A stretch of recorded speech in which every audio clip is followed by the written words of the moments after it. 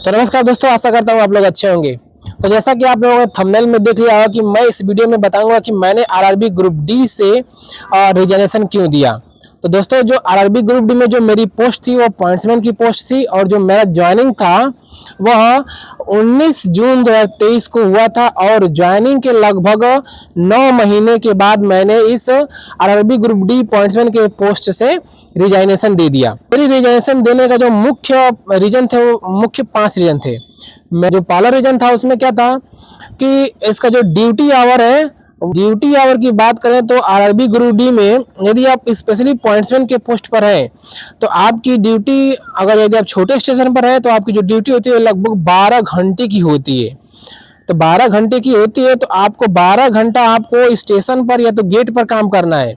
12 घंटे के बाद आप अगर चाहे 12 घंटे के बाद आप देखेंगे कि आपको सुबह 1 घंटा आपका फ्रेश होने, दातुन करने आदि में आपका 1 घंटा लगभग चला जाएगा। उसके बाद आप पकड़ लीजिए कि 1 घंटा आप सुबह खाना बनाने में टाइम दे देंगे और 1 घंटा आप शाम को खाना बनाने में टाइम दे देंगे। तो लगभग आप देखिए तो आपका 15 घंटा ऐसे चला जाता है। 15 घंटा निकल जाने के बाद आपके पास जो बचता है वो आपका 9 घंटा बचता है। तो 9 घंटे में आपको आपके सारे काम, सोना है, मार्केट भी करना है, फोन भी चलाना है, ये सारे काम आपको 9 घंटे में ही करने पड़ते थे, जो कि मुझे कंफर्टेबल नहीं लगता था। ये भी रीजन थी जिसके कारण मैंने आरआरबी ग्रुप डी में पॉइंट्समैन के पोस्ट से रिजाइन दे दिया। और जो मेरा दूसरा रीजन है वो था कि आरआरबी ग्रुप डी में यदि आप पॉइंट्समैन के पोस्ट पर है तो आपकी जो ड्यूटी होती है वो डे भी लगती है और नाइट में भी लगती है।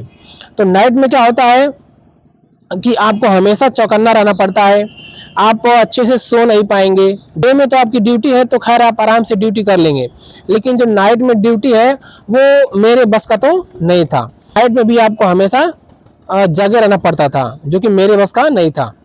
इसी में एक बात और ये भी है कि आप हमेशा तनाव में रहेंगे कि कब गाड़ी आ जाएगी। जब गाड़ी आएगी तो आपको उसको क्रॉस कराने के लिए हमेशा रेडी रहना पड़ेगा।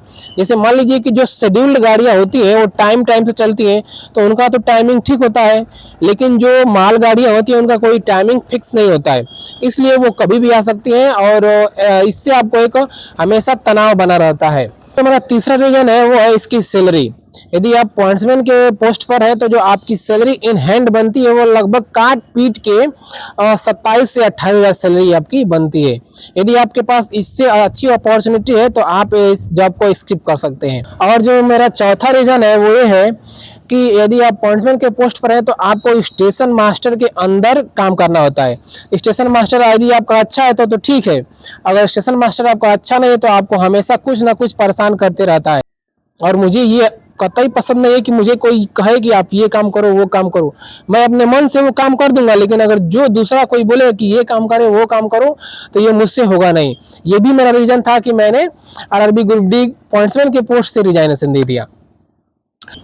और मेरा जो पांचवा और लास्ट रीजन है वह है कि जो मेरा चयन बीपीएससी में जूनियर टीचर के रूप में हो गया था, जिससे मेरे पास इस पोस्ट को स्किप करने के लिए एक बेटर अपॉर्चुनिटी थी। तो इसलिए मैंने आरआरबी ग्रुप डी पॉइंट्समैन के पोस्ट से रिजाइनेशन दे दिया। मिला जुलाकर बात करें तो आरआरबी ग्रुप डी में जो पॉइंट्समैन का पोस्ट है वह एक बेस्ट पोस्ट माना जाता है। और यदि आपके पास कोई अदर ऑप्शन है, जैसे यदि आप इससे कहीं अच्छे पोस्ट में सिलेक्ट होते हैं तब आप इससे रिजाइन दे सकते हैं, अन्यथा ये जॉब आपके लिए बहुत ही बेस्ट है।